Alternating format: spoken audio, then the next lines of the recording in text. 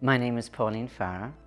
As you can tell, I'm one of hundreds of disabled artists in the UK, and in order to combat the isolation that I also feel, I've created pieces and art pieces on my doorstep to start conversations.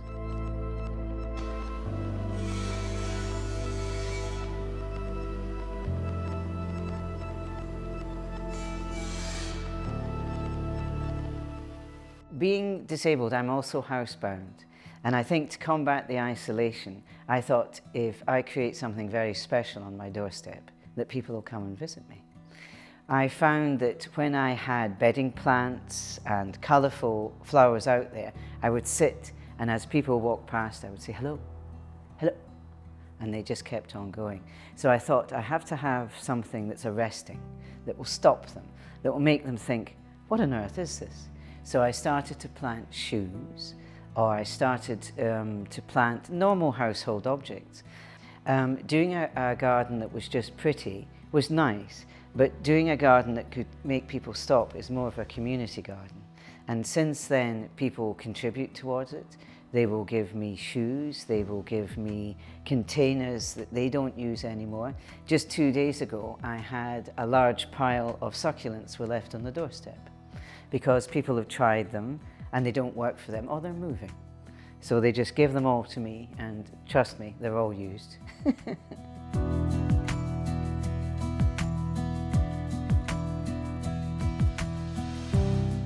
The robots, and especially my celebrity robots, what I found was that as a metalsmith, there is a lot of new metal that you can cut and make your new pieces with. But I felt that since I was so well trained, I could use any metal. It didn't matter what it was. It didn't matter if it was iron from a motorbike, spoons left in the kitchen, old kitchenalia that we really don't use anymore. So what I thought was, why don't we try and have a look at it and see if we can put it together. So what will happen is a lot of people, when they start to see the robots and they go, oh, you've used an old spanner, or you've used a cheese grate. Would you like one? And I go, yes, if you've got anything you don't want, please just give it to me. And I think over the while, people started to put things on the doorstep, and some really fascinating things, old typewriters, sewing machines. I've used most of them in my display. And anything anybody gives me, there's always something that we can do with it. We can dismantle them, we can use parts of it.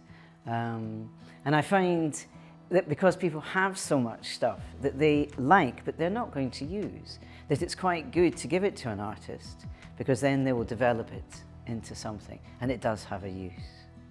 I love the way that doing upcycle art is very communicative. You have to speak to other people, and you have to get as many people involved.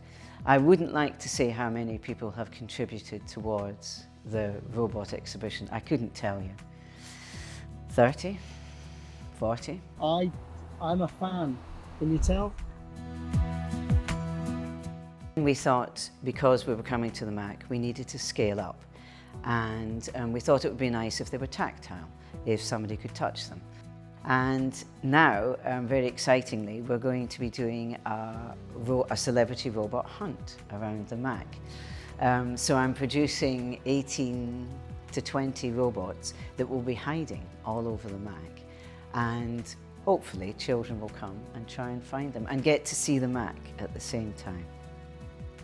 I found celebrities quite a good subject to pick on, because there is so much we can learn about each celebrity. They love talking about themselves.